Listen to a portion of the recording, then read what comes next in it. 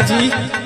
आजकल देखत है बड़ा पैरवा घिसरावत चलत धीरे का बात का करिए सैया जी, तोहार कारनामा है बा। कैसन कारनामा रे? कहले रहने की साड़ी लेके ये बढ़िया आई साड़ी लाके दे देहला, मुसीबत बढ़ा देहला। अरे तब तो तोके बनारसी चाहत रहल, अब का भइल? सुना सुना आह बजावे टंगरी हो बजावे टंगरी, सड़िया 52 गज के राजा मोर बजावे।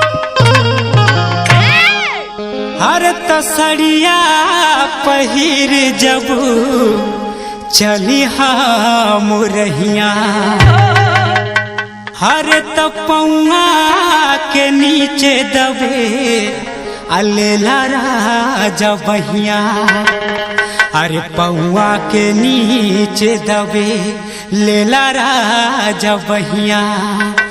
अरे छोट मोरा दहिया कमरिया ककरी, सड़िया 52 गज के राजा मोर बजावे टंगरी।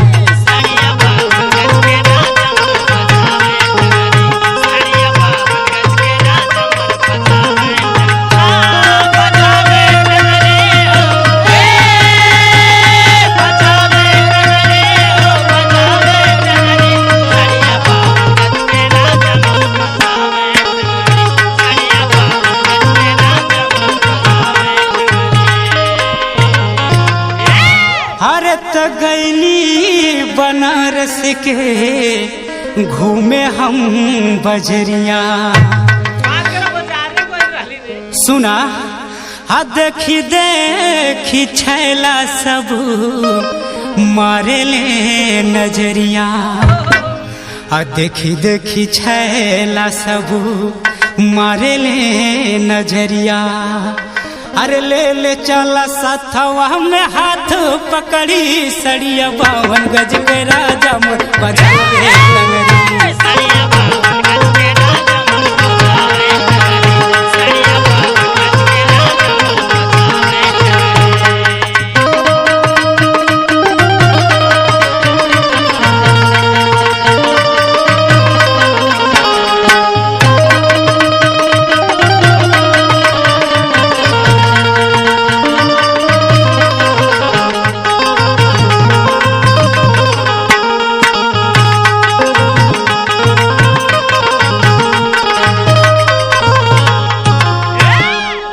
और सुनाए राजा जी का परेशानी बा? सुनाओ, सुनौती है न। अरे त सबके नजर बाटे हमरा उपरिया, अरे त बड़ा मुश्किल भइल बाटे चलल डगरिया, अब बड़ा मुश्किल भइल बाटे चलल डगरिया। अरे बीन नंद लाल के रहा बखरी, सड़िया 52 गज के राजा मोर बजावे।